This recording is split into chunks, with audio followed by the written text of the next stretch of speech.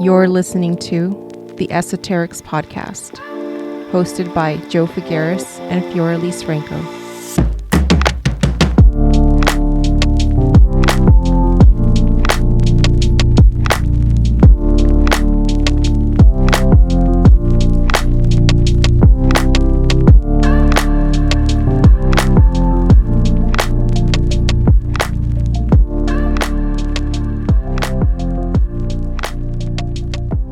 Hey, everybody. Welcome back to the podcast. Welcome back, everybody. We're glad to have you. So before we catch up with each other, we want to introduce this week's topic and guest and invite them to catch up with us. So you all aren't wondering who's in the background. Yeah. Today we are talking with April Eckweilen, witch and owner of the Stillroom in Winter Garden, Florida. And she's also the host of the Stillroom Grimoires podcast. Welcome, April. Welcome. Hi, guys. Thank you so much for having me. Yeah, it'll be a fun conversation. This episode is going to move us into the spooky season, which is it's my favorite. I can't speak for Fee, but I know. No, it is. It's my favorite too. It's my birthday. Oh, that's right. Yeah. It is. It's October 4th, everybody, because y'all want to send her some love. Aww. Happy soon to be birthday. Oh, thank you. Thank you. Well, so before we get started on our episode, what's going on with you, Joe? I want to talk about the numerology for October. Yesterday, I had my September 29th Astro Rhythm free energy update with everybody. So if you joined that, thank you so much. And the numerology is interesting because you'll see that it supports the astrology really beautiful. It always does. And my jive is the intersection of astrology and numerology. But October is a 9 universal month. Okay. That's a time of completion, reflection, and letting go. That's what 9 is. 9 is about transformation, letting go, preparing for a new direction. So you see how beautifully it settles into October, because October is October is preparation for a new beginning. So you can see under the influence of this powerful energy that the month is likely going to bring a sense of culmination in the need for closure in various areas of your life. Who's experiencing the need for closure right now? Either of you? Yeah.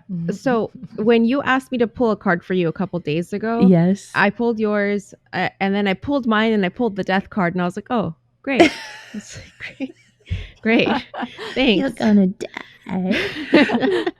No, transformation. And it makes sense too. Hello, Libra. I mean, double Libra, right? Yeah. So, yes. Yeah. Yeah. What about you, April? This is definitely going to be a month of transformation. And interesting that you mentioned about pulling the death card. That's my birth card. That's for Scorpio. I'm a Scorpio. So yeah, I like that card.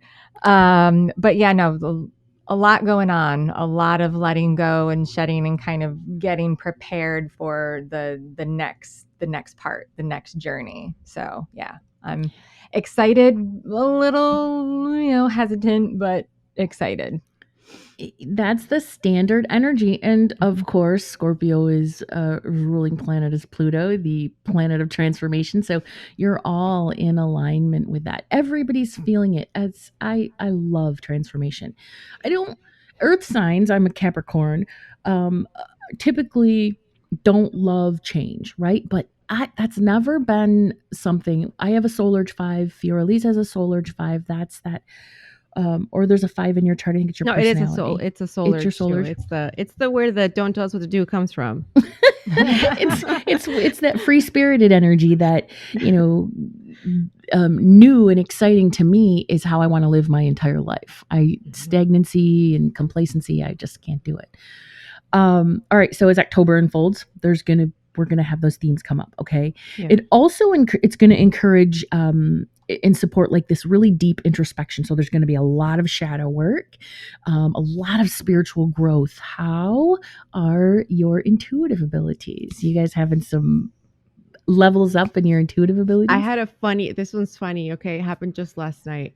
So our friend was playing a gig right here in downtown. So we went because it's like 5 minutes away and it's our friend. Like, why are we not going to go?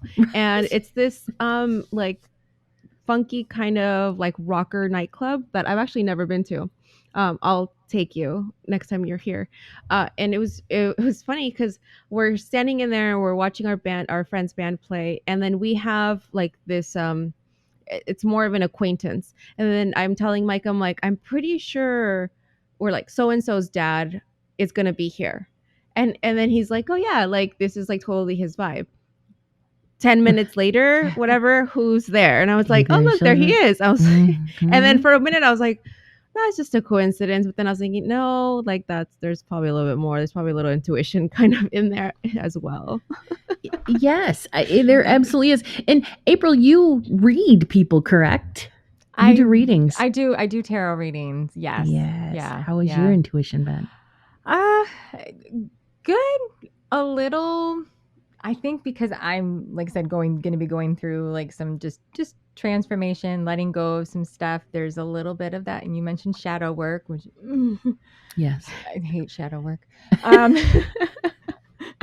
Sorry, it's not fun. Not fun. No, there's nothing fun about it. And it's just gonna let me kind of open up a little bit more because I tend to sometimes go, no, not me, not I can't do that. But then I do like a reading, whether it's a reading for myself or a reading for somebody else, and it's like I'm not looking at the cards and going, oh, this is the definition of this cards. It's like I just start hearing stuff and I'm like, hey, here.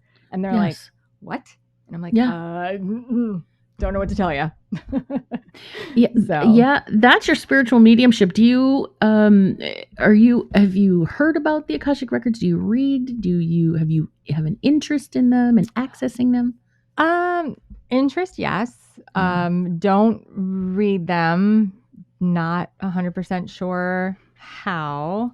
And I know you and I have had conversations in the past about things, and you told me stuff and I'm like, what? I don't believe that. What are you talking about? And you're just like, no. What is this witchcraft? Here you go. And so no, I've always wanted to learn more. I'm kind of like in my learning era. I mean, I never stopped learning, but I'm in that like learning kind of give me all the things era. Yeah. Which I think a lot of this transformation is going to help with. I definitely recommend learning them, just learning to access the energy. It's kind of like, you know, when you add like a shot of espresso to your coffee, right? Like that's what it does. It changed things for you. If I'm not mistaken, Afi, yes? Oh yeah. Yeah. It does. It's just, it kind of brought a lot of things together for me. It's kind of the best way I could put it. It's just an energy that you tap into, really, is what it is. So I definitely recommend it. But back to this, right? I'll be the master teacher. Like, I recommend everyone, this is the month where we're going to be able to uncover some like really profound insights. And the cool thing that I like about it is that it's going to help us understand the patterns, which is taking us all the way back to 2008. Pluto in Capricorn, we're at that 29th degree, and we have nothing more to learn. Nothing more. We've learned it. We're meant to integrate it. It's now ready to move into a new phase. And so as humans, we are the ones that are like, all right, what have I learned?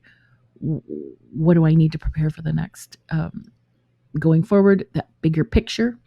Yeah. And then the last thing that I'll say about this energy is that and this is sort of tied to like the eclipse that's coming up, but every ending is tied to a new beginning, and not in just the general sense, of course. Right. Mm-hmm. This one is karmic and fated. It's tied to our south node. It's filled with everything that we've been moving towards since 2008. If that all makes sense. Yeah. Yeah. And it's interesting to me too, how in this season that we're in and in between the eclipses, how it's just more amplified. So potent. Yeah. Do you have any announcements? I have a bunch of classes in person and virtual on my website. Go there, sign up for the energy updates. But other than that, I do have a new announcement. I'll make it very quick. I dropped a new healing modality. I've been learning a new healing modality, and I've been really quiet about it because I'm like, I don't know what the hell I'm doing. But it's quantum healing, and it's a quantum healing session where I use the 2-point method, and I've been practicing it, and it's so freaking good. And it's basically, I've been using it on myself to help clear blocks, but then I am at the point now where I'm like, okay, I'm ready to do this for other people, and really it's preparing me for the next big phase that I keep hinting at but haven't announced yet. Yeah. So, but anyway, it's on my website, so if anybody wants a quantum healing reading, and it does incorporate the elements of Pluto and Capricorn and what we've learned in order to move forward. It's a cool little session. So that's all I have. Great. Really. Yeah. That's awesome. Yeah, I'm excited. All right, April. So I'm really interested in talking to you just because I want to know, like, how did you get into witchcraft? Because and I'll just give you a little bit of why I want to know. Mhm. I had a high interest in it when I was like in early preteen. I went and I bought, without my mom knowing, because my mom is a very superstitious She's so Catholic superstitious. woman. Yeah. So I went and bought the Cunningham books and all and all that stuff. And then as soon as I started reading, and it was all, you have to do XYZ and do it this way and that way. And I was like, this is just religion rebranded. And then I just kind of stepped away from it. But I want to know, how did you come into it and get in and start? Well, I kind of have, I always say, I had a gateway drug. I love that. When it came to this. So I guess you could say it started when I really started getting involved in yoga. Okay. Started going to yoga, started really focusing on that. And then obviously the yoga led me to energy work and crystals. Okay. Went into my first metaphysical crystal shop, when I was actually visiting my hometown up in Rochester, New York. Went in, didn't know anything, looked in a case, and I was like, can I see that? And it was just the stone. And I was like, I just want to see that. I don't know what it is. It looks cool. And so she put it in my hand, and I literally felt like I was zapped with a 9-volt battery. Nice. And I was like, I don't know what this is or what it's doing, but I need it. And I don't know what I'm going to do with it, but I need it. And then I just started kind of putting the pieces together from what I used to do when I was younger. At my grandparents' house, out in the yard. I love nature. Out in the yard, underneath their big pine tree. I used to sit under there and just talk to the animals and make up stuff and have my own little secret garden, and I'd keep notes about it. And I'm like, damn, I was low-key practicing back then. I don't know what I was conjuring, but hey. And then I just started to add things. The crystals led to oracle cards. Oracle cards led to tarot cards. And then I got in the herbs. And then I was like, well, what do I do with all this? I have all this stuff. What do I do with it? And that's where, my book collection and everything came from. And I was not wanting anything that was like a religion. I grew up Catholic, went to Catholic school from kindergarten to 12th grade. And I'm just like, no, that's not me. And I need something that explains all of this and how I can use it and what I can use it for. Yeah. And I just started dabbling. And then 2009, about 2009, I just started to kind of be more vocal about it and really, really kind of practicing and doing things, spell work and manifestations and rituals and things like that. And then it's really grown from there, really. Okay. Did you have any hesitation calling yourself a witch? In the beginning, I did. Even when I came out of the broom closet, back in 2019, I think leading up to that, a couple of years leading up to that, I think people pretty much knew just based on what I was posting and what I had in my house and my decor, all that. A lot of people, especially some family members and friends, they all just thought I was playing Harry Potter. They thought I was just, oh, she's just on this fandom. It's just a phase. It's nothing. And I'm just like, no, it's not it. I'll show you phase. Yeah. And I still get that a little bit when I'm talking to some people. They'll just make like little like jokes, like little things. And I'm like, no, I'm legit. This is legit. This is what I do. And when like my husband will say, you know, oh yeah, she's a witch. And everybody's like, what? You're calling your wife a witch? What? And he's like, no, legit. It's fine. That is who she is. And, you know, a lot of people have embraced it, but there's still some that don't. There's still, you know, some where I am here in Florida and, you know, having stuff of my shops shared on community Facebook pages and stuff. I get mostly the, oh, this is so cool and we got to check this out. And then I get the, oh, well, you're demonic. And I'm like, right. Or it's the devil's work. It's the devil's something. work. Yeah. You know, you need to go to church. And I'm like, thank you. You're dancing with Satan. Right. So I've just been like, heck with it. This is me. Take it or leave it. You don't like it. Well, then you don't have to. Yeah. You don't have to do anything. I'm not going to go and, you know, hex you or anything. I mean, I could. I mean, unless it's like, here, give me a piece of your hair. So you know. Can we go back for a minute? Because this has been sort of the stone that what stone was it? Polychrome jasper. Polychrome jasper. I have a whole series of polychrome jasper pieces. Polychrome is amazing. I have to tell you, that's not what came to what was shown to me or what came to me or, you know, whatever. I saw obsidian. Do you work with obsidian? Do you have a lot of? I do have some obsidian. I have some on a big slab of it over here on the shelf behind me. Okay. I do, but yeah, polychrome jasper was the first one I ever purchased. Wow. Ever. And I still have it. It's a palm stone and it sits on my altar and I bring it places, like significant places when I'm traveling and everything. But yeah. Yeah, it's the stone of transformation. I'm not even surprised at all, but very cool. It's cool. Like it was going to be that or moldavite or something, right? I was like, it's something witchy, but no, it's polychrome jasper. Yeah. But labradorite is my absolute favorite. That is my. Oh yeah. Ask anybody like, what's April's favorite stone? Like labradorite. Labradorite. Give her anything labradorite. Yes. Just the facets in that stone, just all the shimmer in that, just so beautiful. Yeah, and all the different colors. I have a bunch of it, and I have some that shines purple and has yellow. Oh, the purple flash lab is beautiful. I love it. I got that in Glastonbury when I was there. Yes, there's a gold flash too that I just think is stunning as well. Mm-hmm. So what before you opened your shop, what did you do for a living? I worked in a hospital.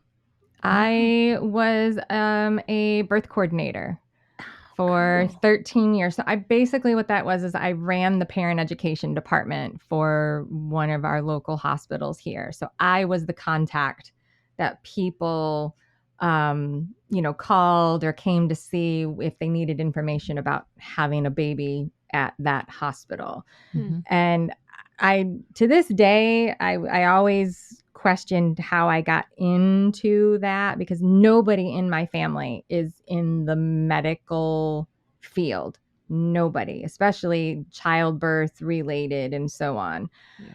Well, I found out my great-great-grandmother was a midwife. I was just going to say there's a midwife doula tie. Yeah, that's what I got too. Yeah. So I was like, that gets it. And she was, a midwife back in the day where they didn't have the modern stuff. So the herbal stuff was used and she came from Poland. So there's my ancestry there and why I'm so wanting to connect to that. And so I worked in a hospital for 13 years and helped moms and dads and parents to be. And I loved it.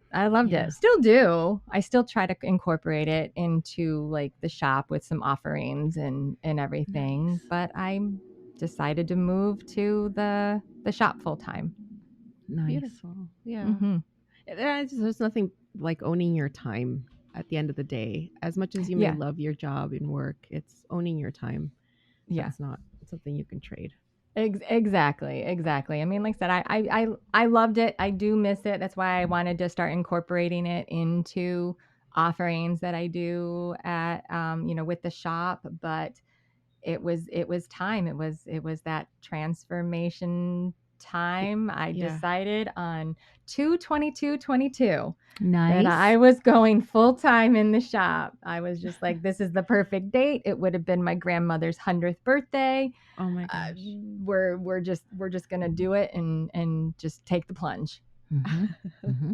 I've been following you since that whole at that time. I remember. I remember when you made the announcement and when you bought the shop and when because you're really good about posting progress pictures. So what it first looked, it looked like an office, right? Like and you just transformed it into a magical little haven like a Harry Potter. Yeah, it's we call it the speakeasy of witch shops because of where I'm located. I'm not on ground level. I'm on the second floor. Yeah. So where I am in downtown Winter Garden, it's it's a cute little downtowny area with shops and restaurants and all of that. Well, they're all, street level. I'm upstairs. So you either got to go up these, straight steps to get up to me, or I always say go around the back and go up the cool spiral steps to get to me. And I'm in an old building, an almost 100-year-old building, with exposed brick. And it's like it's kind of like you go down the hall and you're like, am I supposed to be here? I don't know, but I'm going to go this way, so I love it. I want to know what common misconceptions do you see like nowadays that people make about you or just the things in your shop or witchcraft. Yeah. How long do you have? Plenty of time. I get a lot of, and what I even notice when people come into the shop, I can kind of tell the people that come in and they're like, oh my gosh, this is cool. Or they practice as well. And they're trying to get stuff. And then I see the people that come in and they're a little hesitant. They're a little scared. And I'm like, I don't bite. I'm not going to do anything to you. And they're just a little kind of off-put with it. But yeah, it's just the misconception that it's evil, that I worship the devil.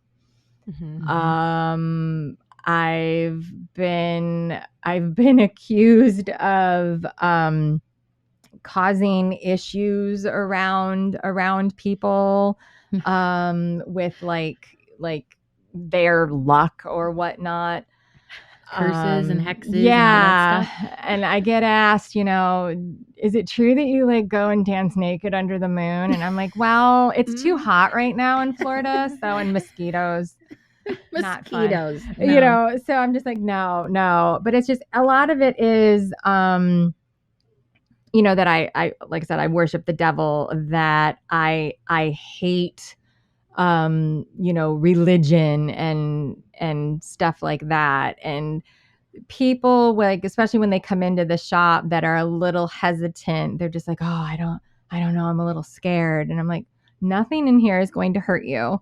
Nothing's going to come out and grab you or like suck you into this portal that you're going to be lost in forever.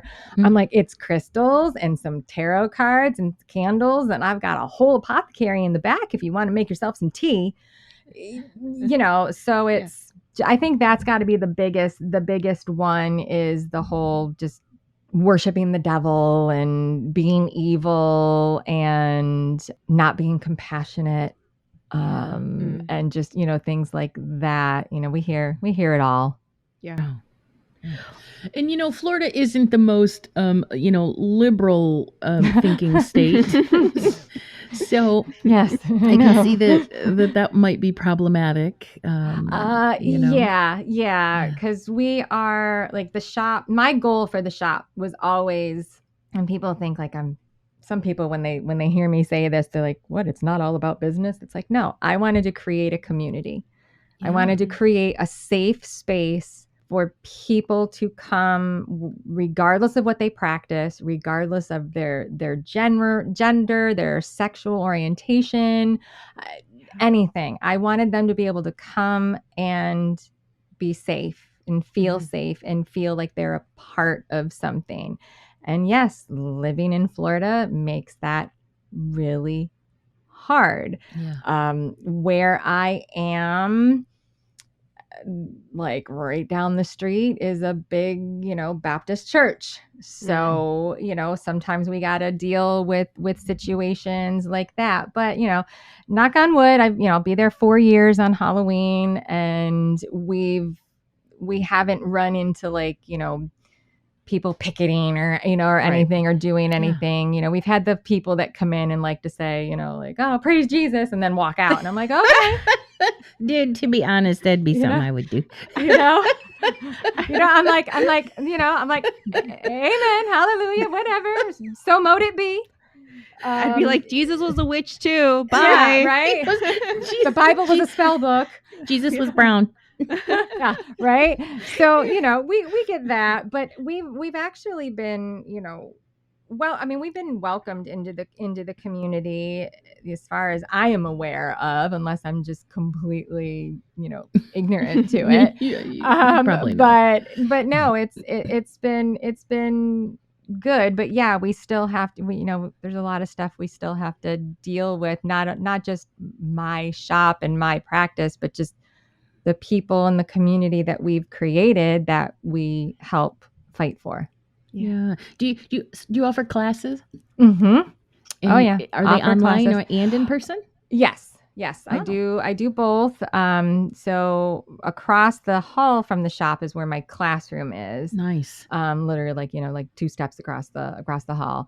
And then, so we offer classes in there. We have our meetup that we have once a month. And then, I offer virtual classes as well. Nice. Mm-hmm. What do you do for your meetups? Like, what does that involve? Basically it's like the first Friday of every month. We stay open late. We have like light refreshments. Sometimes we have like a little theme or a topic, but it's just a way for people to come, hang out, talk, meet other people, network. We do an altar swap. So I have a table that you bring stuff that you have that maybe you just don't use anymore. It doesn't resonate with you. You leave it and then you pick up something that does. Cool. So something new to you. Cool. So it's just a nice way for people to just gather and talk. And sometimes I'll like pull out my cards and start like doing like little readings or something. One time we all worked on our books, so like our grimoires, our spell books, and we literally sat on the floor like we were scrapbooking and just just wrote in them and shared stuff. And it's just really another way for people to connect. Yeah, creating connection and community, and that's so important. Mm-hmm. Are there plans to expand that, or do within that energy do something maybe different, like outings or anything like that? I want to. It's my goal. It's really the setback is the where, because of stuff that is available around us, to kind of try to keep it a little local, and then just seeing what people want, what is it that they're looking for. So eventually cool. I would love to do something like that. Cool. So I remember one of the recommendations was that a witch should have a coven.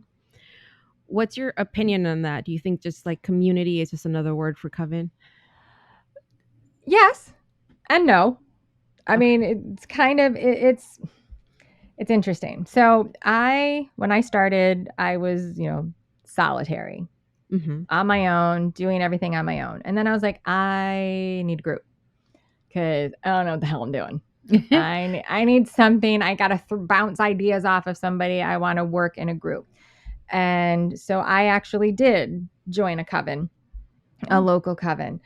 went through the whole process of being a seeker and that education, and then had to take a test to prove that I knew everything that was taught to me, and then was able to participate in rituals and things like that. Mm-hmm. That coven has since kind of just broken up, not for anything bad, just life happens, people move and stuff like that. So when I started the shop, I was like, I need this community, and that was kind of like our little coven, but not an official coven of people. However, I started an actual coven that has members in it, has 12 members in it that I did go through an initiation with, and we do, classes and meetings and everything. And the cool thing about it is it's not like, I don't follow like Wicca. That's kind of going back to those misconceptions. Everybody who's like, oh, you're a witch, oh, you're Wiccan. Nope, not Wiccan. It's like not all witches are Wiccan, and not all Wiccans are witches. Yeah. So for those of us, and I want to go back to your story because but for those of us that don't know, what's the difference between Wiccan and non-Wiccan practices? So Wiccan is a religion. It's a religion. It is a religion. And there are a lot of Wiccans that do practice the craft. They do kind of meld in some witchcraft and ritual and stuff, but it is a religion. Whereas like myself, I am non-Wiccan, so I don't pray to the god and the goddess, like Wiccans do. I don't follow their, like the Wiccan Rede and things like that. So, but a lot of people get that they interchange those two words, Wiccan and witch. For sure. People ask all the time, "Oh, you're Wiccan?" Nope, not that there's anything wrong with it. I just don't follow the Wiccan religion part of it. Do I have a lot of Wiccan resources in my book, like Scott Cunningham and everything like that? Yeah, but I pull from there tidbits of information. I don't necessarily use it as here's a blueprint for my practice. Right. Yeah. It feels like more like a contemporary practice that you have. And very, very eclectic, very just I kind of just do my own thing. And even like with the coven that I started, that was my big thing, was this is not going to be we're only going to do this, and we're only going to set up our altars like this, and we're only going to work with these deities and blah, blah. I was like, nope, you do something different. You do something different. I do something different. Let's bring it all together and do our thing. Yeah. And learn from each other, because ultimately that's kind of the goal. Exactly. Because I am of the practice of, I get asked a lot, well, I don't know the right way to do this. It's like, the right way is your way. Yeah. Mm-hmm. Unless you're absolutely following a specific path that has specific rules and guidelines and literally tells you how to do X, Y, and Z. Yeah. You do what feels right. Mm-hmm. Yeah. I think that's with any intuitive practice, any practice working with, any higher, power, that sort of thing. So can we talk about spell work for a minute? Because I am very, very black and white, and I have tried it. I've dabbled in it, and the Capricorn in me, like, this is nonsense, because nothing ever happens. Nothing ever in April.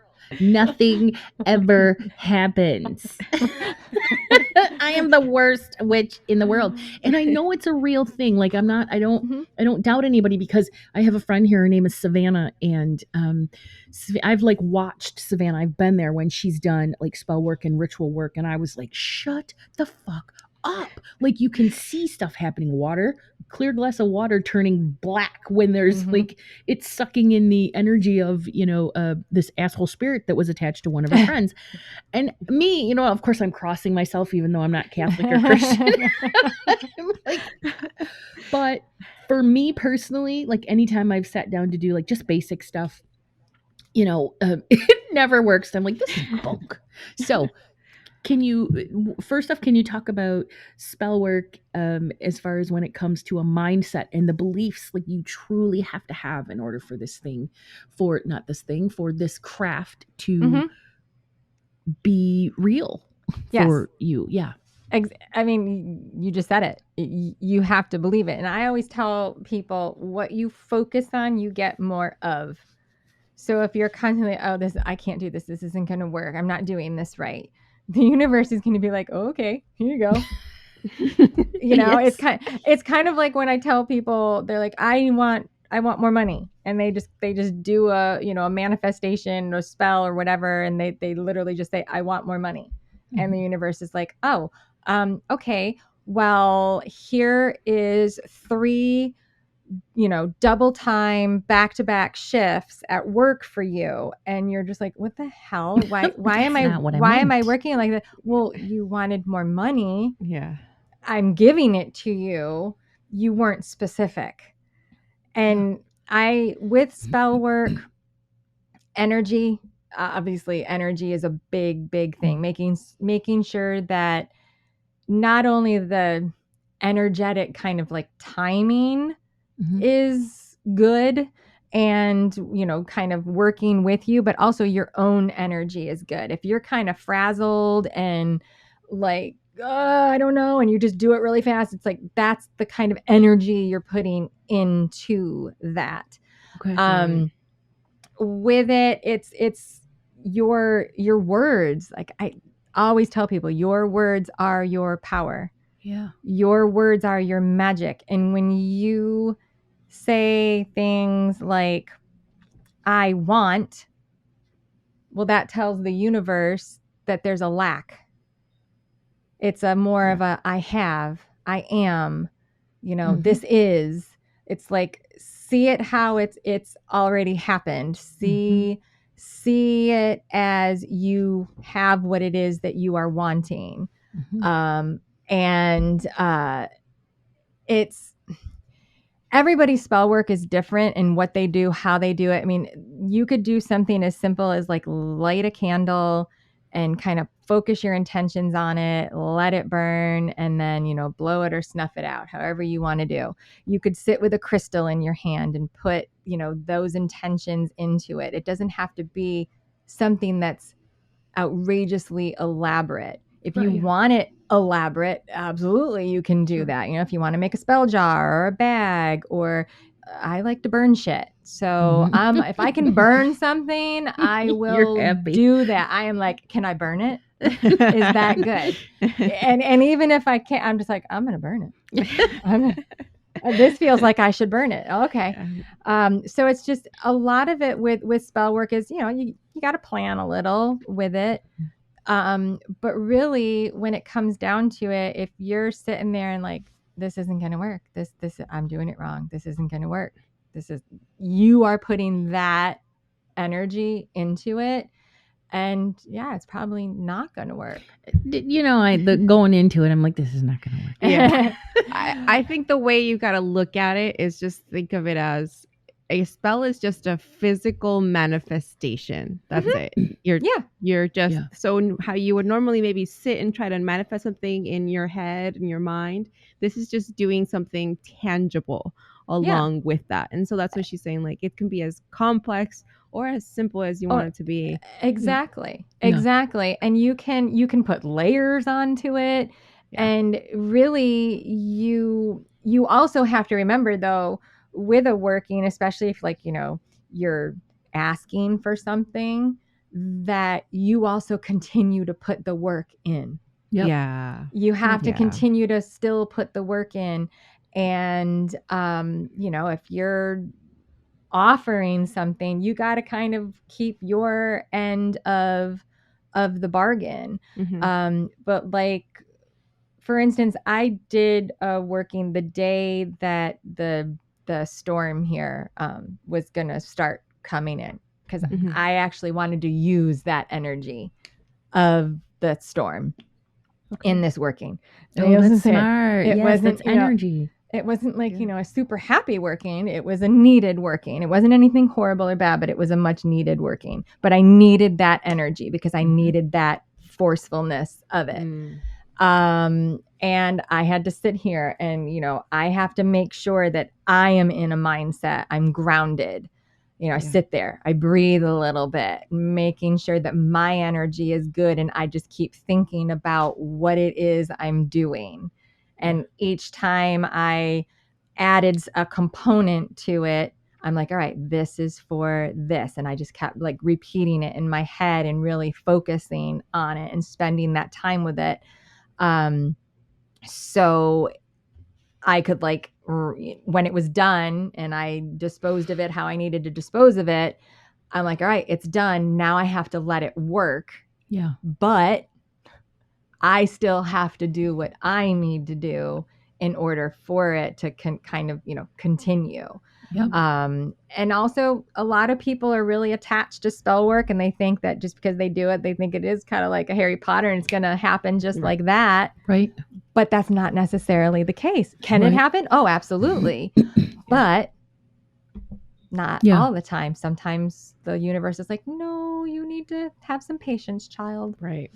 So it sounds like fundamentally that you use the same components of just basic spiritual intention setting around like lunar cycles and stuff like that, right? Of which I have faith in myself. I can manifest. I'm a man, John. I have no problem doing that.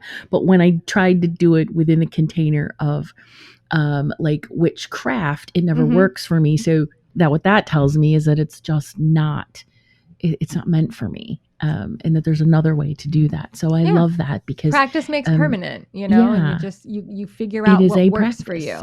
Yeah. And you figure out what works for you. And like I had mentioned about like you said, like with moon phases, I like to work with moon phases. I even go with like planetary hours and days of the week. There's so many layers.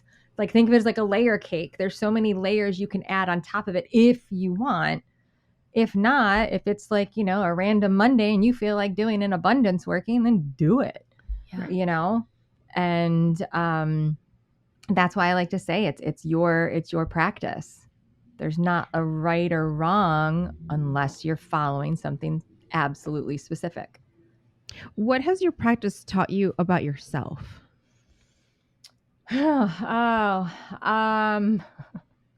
That I could be really impatient sometimes. Honestly, it has taught me to really that I can do the harder things. I can dig deeper and I can be in the uncomfortable. Yeah. And it's definitely taught me that, and it's also taught me that my energy is important. And if I feel like my energy is being drained by a person, place, or thing, that I have to recognize that, and then I have to do what's necessary in order to get that energy back. Right. So, yeah. That's beautiful. All right. And I have one final question for you to kind of close us out. And if somebody is brand new or maybe they, looked into it before and then just kind of like put it away, what advice would you have for somebody that's just new to witchcraft? Like, where should they start? Like, what should they do? Well, I get this question a lot, especially with people that walk into the shop. I like to find out what do you want to work with? What thing do you want to work with? Do you want to work with crystals? Do you want to work with herbs? Do you want to work with cards? Do you want to work with candles? What is it that you want to work with? Yeah. And then we kind of start to go, okay, well, if you want to, let's just say you just want to just start manifesting. You don't want to work with any kind of tool. You just want to manifest. I would say, all right, then keep a journal. Start making, maybe pay attention to the moon cycles of, full moons and new moons. And, this is what this one's for. This is what this one's for. And see how that fits. or just sit and maybe have like a little meditation session, which funny thing, I suck at meditating. Oh. So it's kind of funny when I'm like, yeah, just meditate. And I'm just like, I don't listen to me because I can't do it. I can, but my head just goes, it's like all the things in my head just start kind of coming out. But I'm just like, maybe you just need to sit and kind of either watch a flame from a candle and just kind of focus on that, see what comes up. I also tell people, do your research, read books, figure out kind of the direction you kind of want to go into, and then look at things, books and resources from there. Because, I can say, oh yeah, this book is great, but it may not be great for you because it's not what you're looking for. It's not what you're into. So it's just always learning. Always learning, always being open to learning new things, making sure that you are paying attention to any kind of little nudges that you get. What lights you up. Yeah, exactly. And just really practicing it. Doing it, making sure that you're not just saying, oh yeah, well, I read like 25 books and then like now what do I do? It's like, well, you start using it, pick something that you like from it and start working with it. And then always knowing that it's always going to be a practice. It's always going to evolve. You're always going to tweak it a little bit. It's kind of like the Eight of Pentacles card in tarot. It is that practice makes permanent. It's Meraki. That I need to tweak this a little bit, and I didn't fail. I just need to adjust it a little bit and try this. Okay, now I need to try this. And then you'll find what clicks. It's almost like you have that aha moment, and it's like, oh, okay, I like this and I connect to this. And a lot of people find it funny when they're like, oh, so it's everything kind of started with a crystal for you, so you must really work with crystals a lot now. I'm like, I do, but not as much anymore. I still include them in certain things, but not as much anymore because I've evolved.